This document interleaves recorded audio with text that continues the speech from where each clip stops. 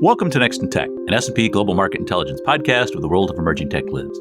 I'm your host, Eric Hanselman, Chief Analyst for Technology, Media, and Telecom at S&P Global Market Intelligence.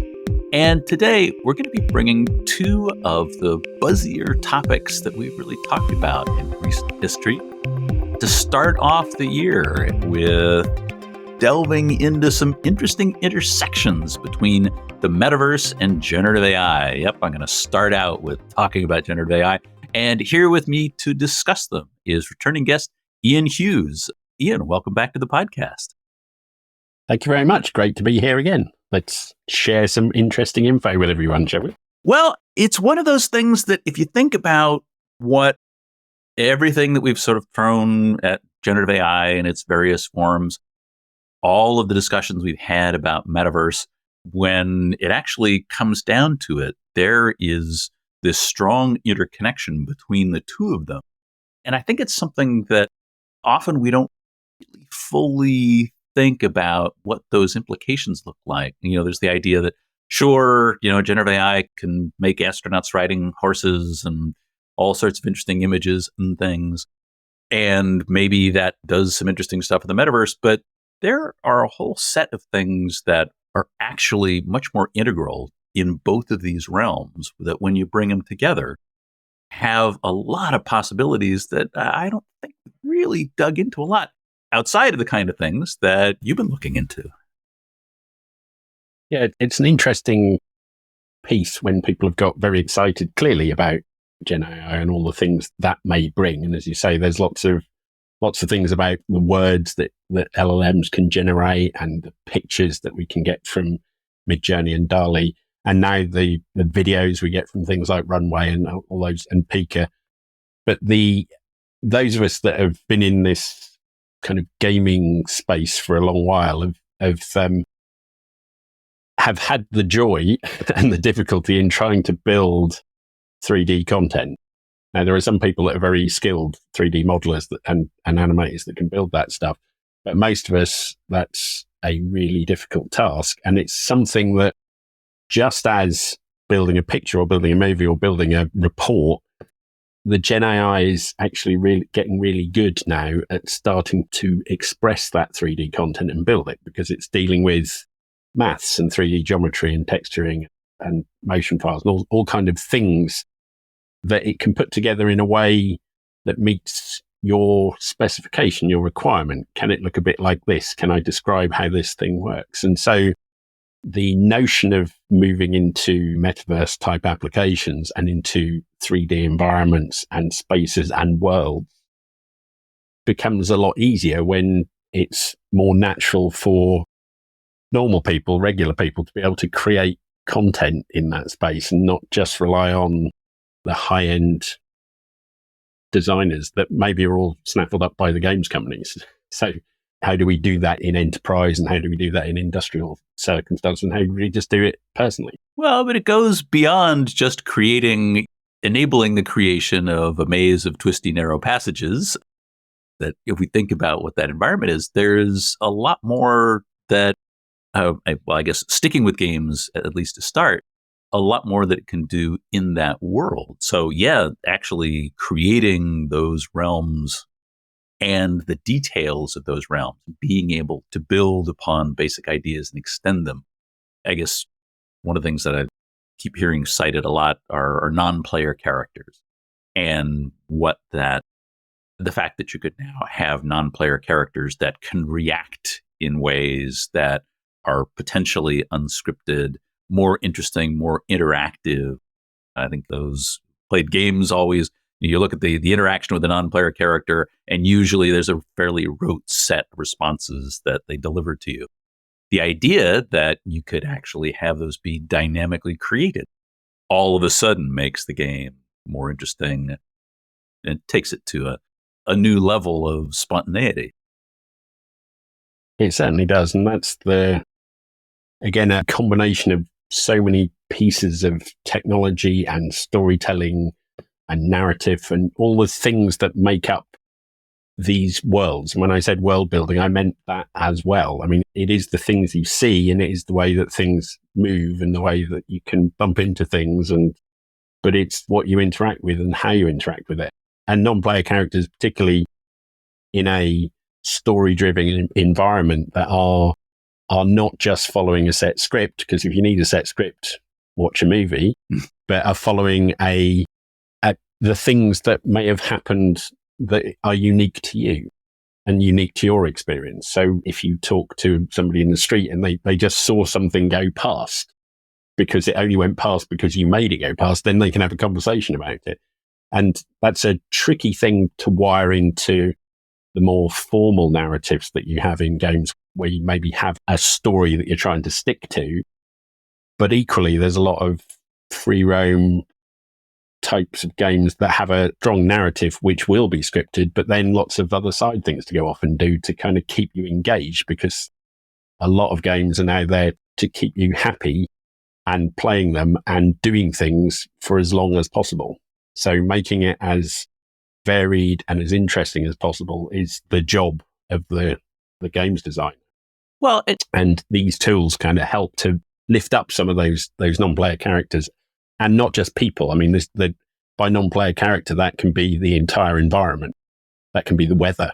I mean, that can be anything. That can be how the water flows down a river. So the conversational parts of NPCs, which are kind of the easiest to register with and reconcile with, but there is, just consider that entire world, that entire experience is something that is going to react to you.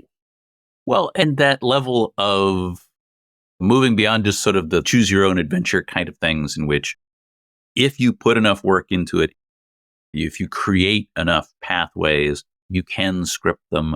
But that winds up generating a huge amount of work to give a large number of possibilities what takes place. Why not actually have something that is able to take in the context, is able to bring together the events that have happened, characteristics of the environment, and then dynamically react to them in ways that now you step beyond that scripted set of possibilities to now move into an environment in which those interactions can actually expand in a potentially infinite set of directions. Yes, and that's the interesting thing with this timing-wise, is that most of the huge gaming experience and even the kind of evolving metaverse experiences that we have today are grounded in a lower form of AI and a lower form of non-player character, because they take so long to develop. So like things like ChatGPT is a year old, or a year and a bit now. And so all the excitement about what that can do and where it can fit in and APIs that can talk to it, it's not been the core game development companies that have latched into that yet. Clearly the things that they're building are going to be latching into it in the future, but it's been down to the modders, the people that like to take an existing, cherished, well-loved game and add to it and change it. So things like Skyrim and stuff has LLM-based non-player characters in it, even though it's a decades-old game. And so that's another interesting twist in what are we going to see the creatives and the creative buzz from, I mean, we're all creative, but the creative buzz from what the games companies can do and what can they engage with as they absorb this kind of stuff into their runtime play. They're clearly using a lot of AI tools to build the environments, and there's lots of generative things and things to help write code and all those things that we kind of see in enterprise as well.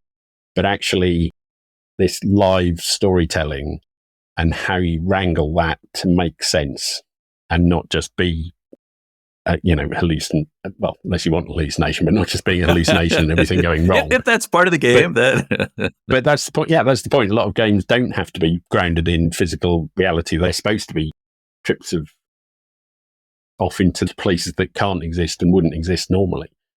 And it's how the storytellers and the designers of those narratives, how they manage to find the best from them.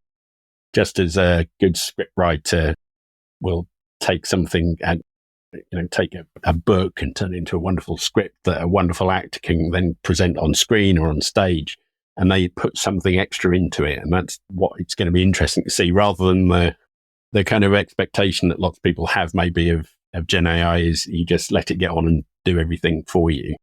Because that's the sort of, oh, we can save money and just get the Gen AI to do it, let the robots take over.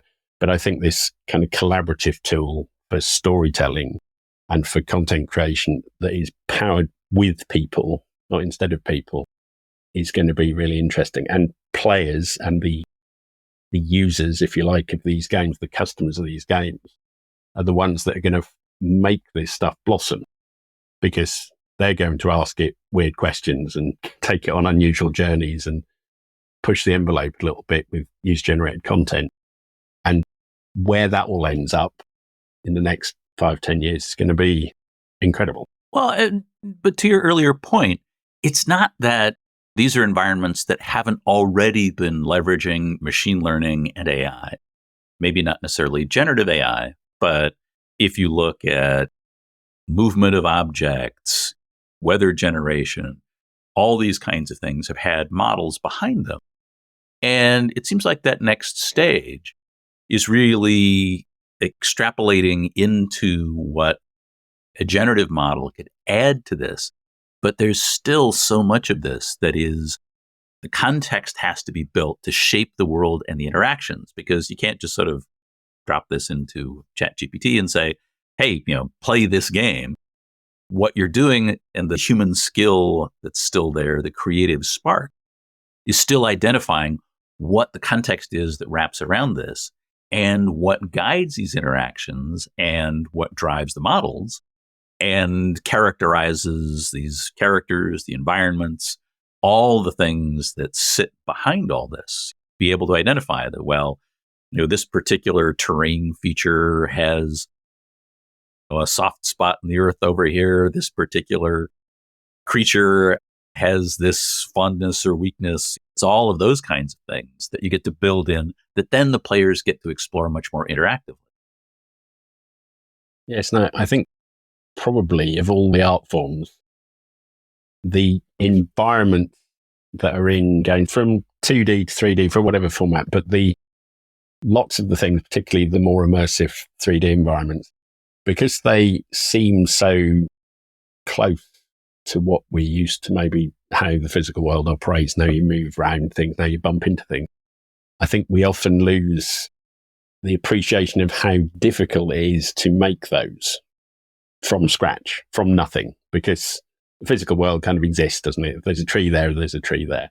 You can see the tree, it's grown, it keeps growing, it's constantly moving, constantly evolving. Billions of trees on the planet. If you're trying to create a forest that you're going to walk around in as part of an adventure, those trees, I mean, there are algorithms to help build the trees and things, but they have to be described and specified by something, whether it's give me something like a load of trees, which tends to be what you do these days, or whether it's somebody actually hand sculpting everything about that tree digitally to make a point about that tree being important in the game, or some of those things. That all that effort is why high-end games take thousands of people and 5-10 years to build, because there's so much that doesn't exist that you're trying to create and bring out of nothing, bring out of the maths effectively of the game. And that's again where a lot of the support comes now from the richer and richer AI generation tools to say, can it help me build some of those? We already have things like physics engines, which can get better and better. But the physics engine says, well, if you lift this up in the air and you let go of it, it will drop. That's not an obvious thing. Computers have no idea that what physics is. It has to be described by a model somewhere. Yes, yeah, absolutely. And that's deterministic. That's going to happen. That's physics. That's the science of it. But when you're dealing with these narratives of how something or somebody or an NPC might feel under a situation, then they're not quite as, and what they then might do, that's not as deterministic. But even going back into the annals of history, back in about 97, IBM was building its Deep Blue computer to play chess. Right? So it was AI and it beat Kasparov eventually playing chess. And that was supposed to be, at the time, the pinnacle of what an AI could figure out. And that was basically that is deterministic. That's trying to work out what's going on. There are a finite number of moves. The board is laid out. Here are the pieces. Here's the board.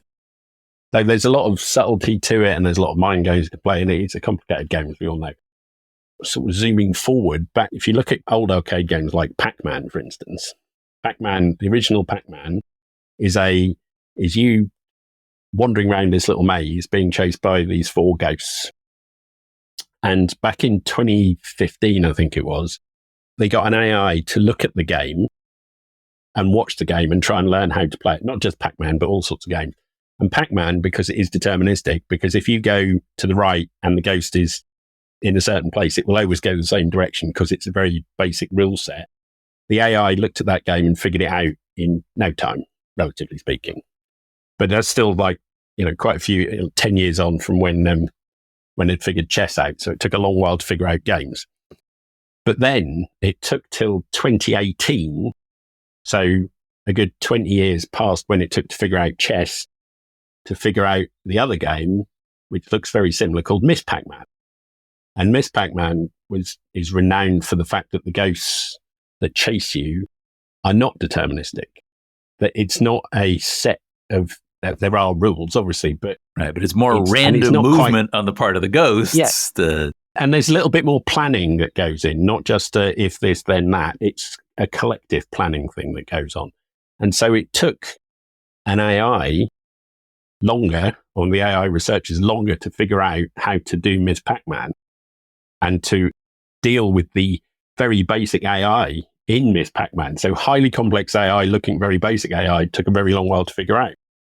And so all this stuff about looking at games, both how the game was built to make it more enjoyable and more interesting for the player, and then how AI researchers used AI to look at the games. It's a very kind of circular, repetitive, fractal kind of conversation here.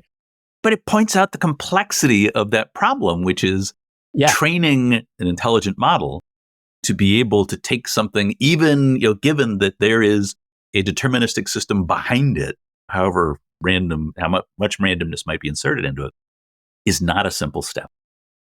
And now, of course, we're talking about training autonomous vehicles in game engines, in game environments, so that an autonomous, or any type of autonomous robot, or autonomous vehicle will drive round and round an ever-changing virtual environment where you can run multiple simulations of road closures and people running out in front of cars and things like that.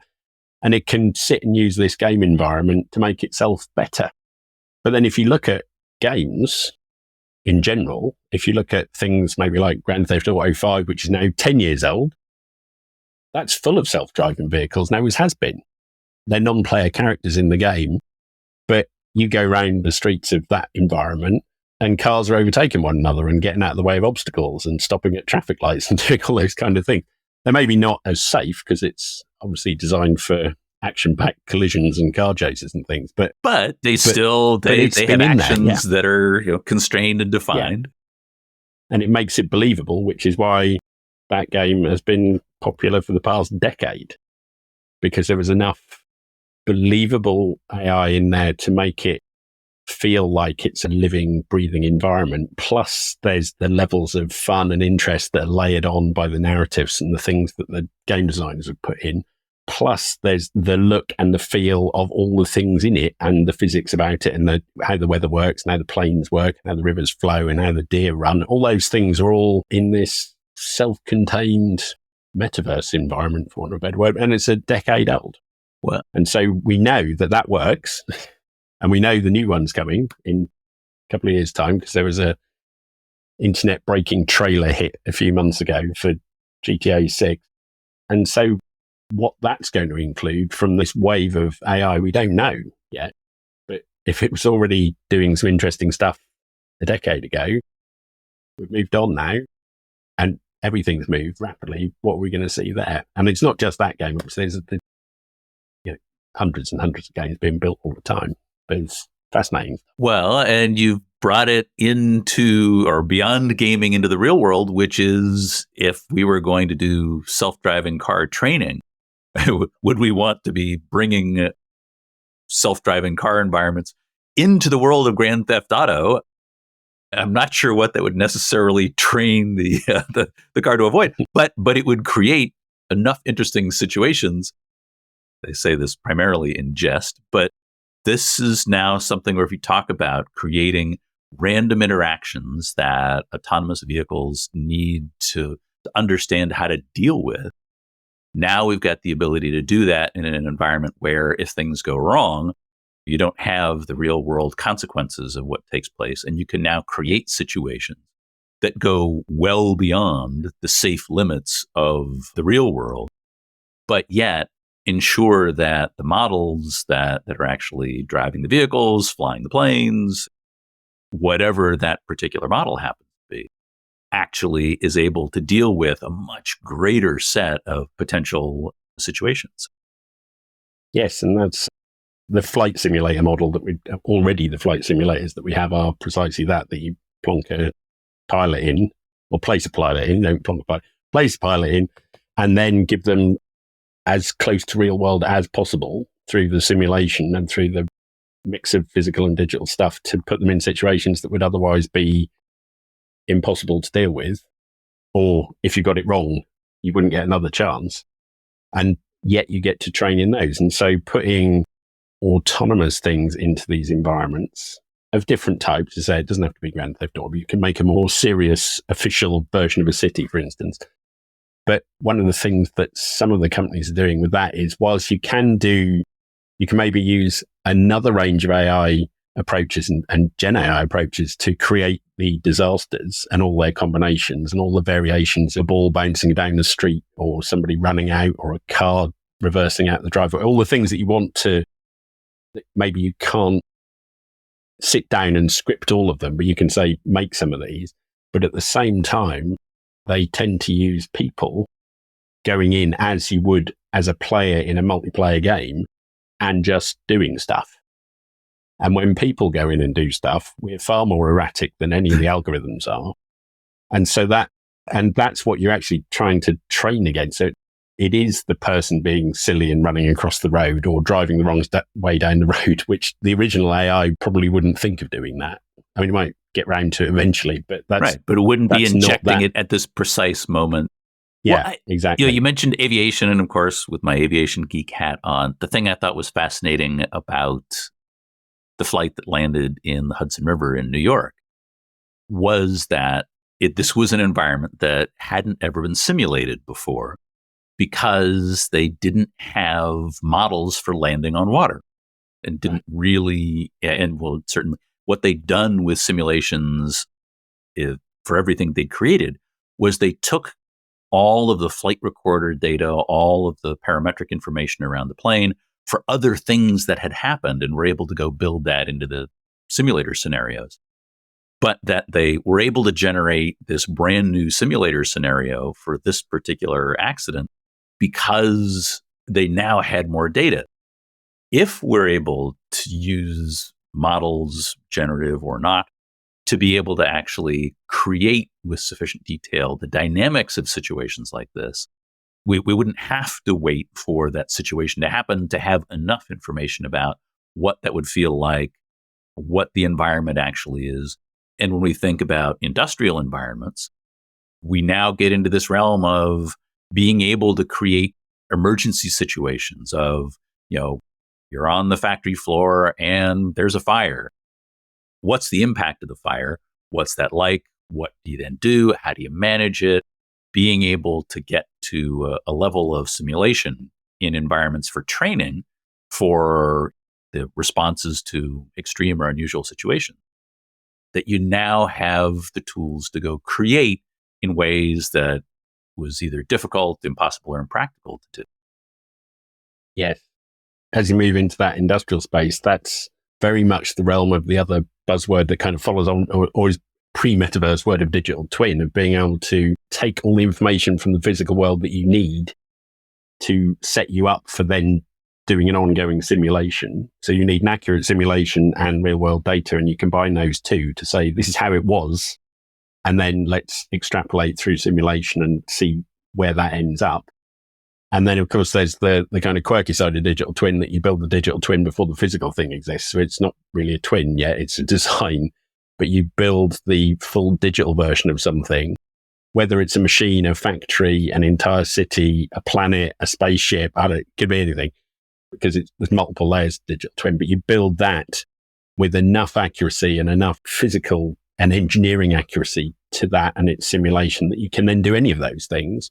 And then when you build the physical thing, it matches 1-to-1 and you know what's going to happen as close as possible. I mean, the world and physics and stuff always throws curveballs still to us, doesn't it? Constant state of decay, everything's always breaking. So, but the notion of twins that are digital representations of absolutely everything, and then being able to either act with that twin or take that twin and simulate further, is the whole underlying basis of the entire industrial metaverse side of the conversation. Well, and getting not only to push the designs, but when we start thinking about the human interactions, being able to, when we're doing training, ensure that much like we do in sports training, being able to go push the training environment. In sports environments, it's reasonably straightforward. You've got some standards for how well one's performing. You raise the bar a little higher, you push the distance a little longer, any of those kinds of things. But in a training environment, you've now got the ability to be able to improve the performance on whatever the task happens to be by pushing a little more, stretching whatever the actual environment or the activity is, to be able to move that forward in ways that now push the student or the trainee to higher levels of performance. And again, that's another example where another layer of AI comes in, because the AI can work out how the student is doing in whatever field it is and push them the right way. Because if you overload somebody with too much stuff, they shut down and can't do it. If it's too simple, they get bored. So you need to constantly adjust the skill level effectively. And that, again, is where something overarching, looking at the world, this is world building again, looking at the world that it's engaged with, which includes the people, is saying what's going to improve this particular outcome. And whether that's in industrial training or whether that's in kind of an educational, typical kind of school educational system, being able to make individual training decisions. And same with sports, individual training decisions for those people to make them become the best they can be is a huge part of what AI can do. And again, that's what games do. Games used to be all the same skill level. Now they adjust to you, a lot of them. If you're doing particularly well, they'll ramp up, but not too much. It needs to be just enough or to your preference. And that's a really interesting twist as well. So we kind of mentioned the creativity, the world building, but the how we are pushed, or how we are entertained, or how we're excited, or how we're scared, or whatever we need to do, how these things can help us get to those points and maximize it is an interesting field in its own right. Yeah, pushing just a little bit further. Well, maybe pushing podcasts to be just a little bit better. Well, how could that be? Well, this has been fascinating, Ian. I thank you for all of this. I will point our listeners at a lot of the research you've been publishing around this, do a little more mind expansion on that front. But unfortunately, we are at time for today. But thank you for being here, and clearly a conversation that will continue onward as we continue to consider where this is headed, where we're going. Thank you very much. It's been great talking to you again, and see you next time. Until then.